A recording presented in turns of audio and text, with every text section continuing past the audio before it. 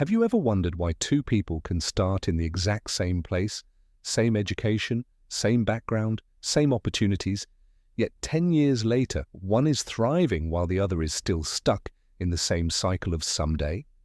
Most people think the difference is talent, luck, or even who they know. But the truth is much simpler and far more powerful. It's the invisible software running in the background of your brain. It's your mindset. Welcome back to the channel. Today, we aren't just talking about thinking positive or looking at inspirational quotes.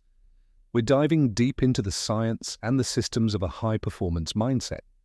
We're going to look at why your brain might be working against you and how you can actually rewire it to make success inevitable. Whether you're looking to scale a business, fix your health, or just finally feel like the main character in your own life, everything starts between your ears. Let's start with the foundation, the difference between a fixed mindset and a growth mindset. You've probably heard these terms before, pioneered by Dr. Dweck, but we need to look at them through a modern lens. A fixed mindset is the belief that your qualities are carved in stone. You're either smart or not smart. You're good at math or not a math person. This way of thinking is a trap. It makes you avoid challenges because if you fail, it feels like a permanent verdict on who you are. On the flip side, a growth mindset is the belief that your most basic abilities can be developed through dedication and hard work. Brains and talent are just the starting point. This isn't just feel-good advice, it's backed by neuroplasticity. Your brain is like a muscle. When you struggle with a new skill, you are literally forming new neural pathways. The most powerful word in a growth mindset is yet. I'm not a successful entrepreneur yet. I haven't mastered my discipline yet. That one word shifts you from a dead end to a path of infinite progress. But here's the problem. Even if you want to grow, we are living in a world designed to keep you stuck. We are currently facing what experts call dopamine overstimulation. Between social media, endless notifications, and the doom scrolling cycle, our brains are being flooded with quick, cheap rewards. This rots your mindset because it destroys your ability to do the hard things. When you can get a hit of pleasure from a 10-second video, why would your brain want to sit down and work on a business plan for 3 hours? You might have heard of the dopamine detox trend. While you can't actually detox from a natural neurotransmitter, the principle is vital. You need a behavioral reset. If you want a winner's mindset, you have to reclaim your attention. You have to learn to be bored again. By cutting out the constant noise and the hyper-stimulating digital loops, you lower your baseline. Suddenly the work feels rewarding again. You start finding joy in the grind, not just the result. Now let's talk about a mindset shift that's gaining massive traction right now: modern stoicism. The core of this philosophy is the dichotomy of control. Most of our stress, anxiety, and stuckness comes from trying to control things we simply can't. You can't control the economy, you can't control what people say about you, and you can't control the algorithm. But you can control your effort, your perspective, and your reaction. A stoic mindset means that when something goes wrong, you don't ask, "Why is this happening to me?" You ask, "What does this require of me?" It's moving from a victim mentality to an ownership mentality.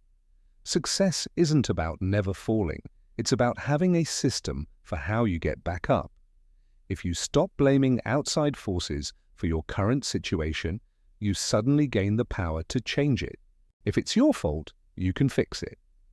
If it's the world's fault, you're just a passenger. Speaking of power, let's look at the millionaire mindset versus the consumer mindset. Consumers look at a course, a book, or a new tool and see an expense. They ask, "How much money am I losing?" Producers and high achievers see an investment. They ask, "What is the potential return on this?" This is the shift from scarcity to abundance. Scarcity thinking believes there is a limited pie, so someone else's win is your loss. Abundance thinking knows that the more value you create for the world, the more wealth flows back to you.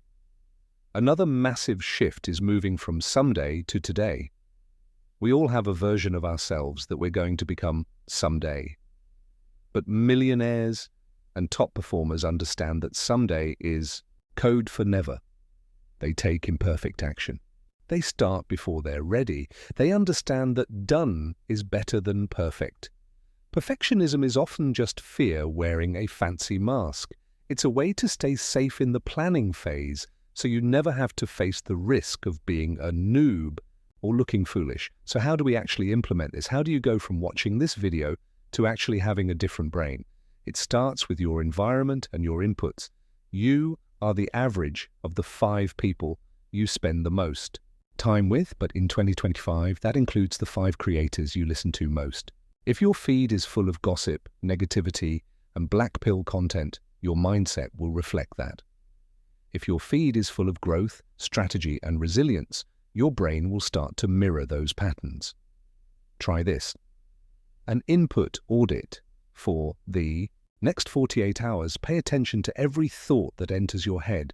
Are they yours, or are they echoes of the media you consume? Start using goal journaling. Don't just write what you want to do.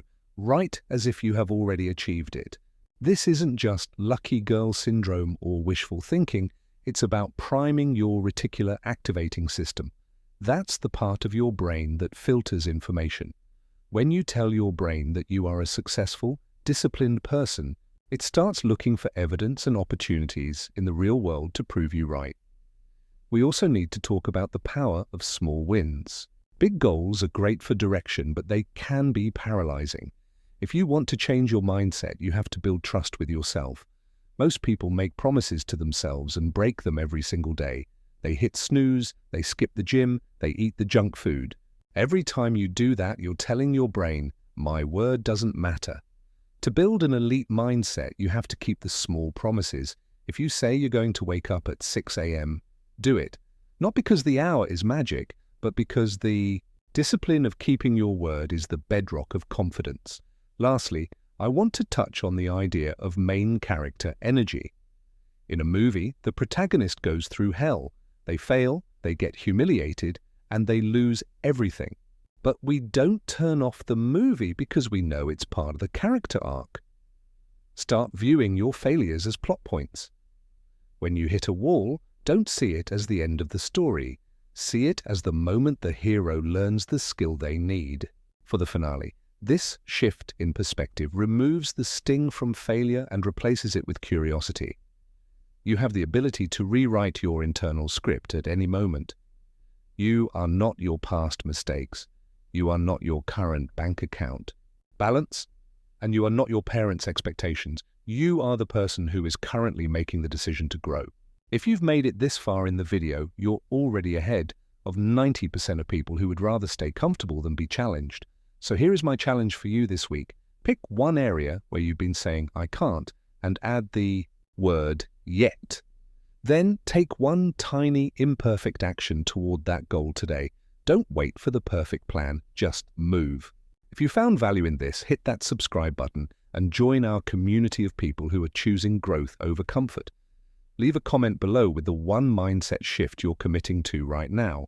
I read all of them. Remember, your life is a reflection of your mind. Change your mind and you will change your world. I'll see you in the next one.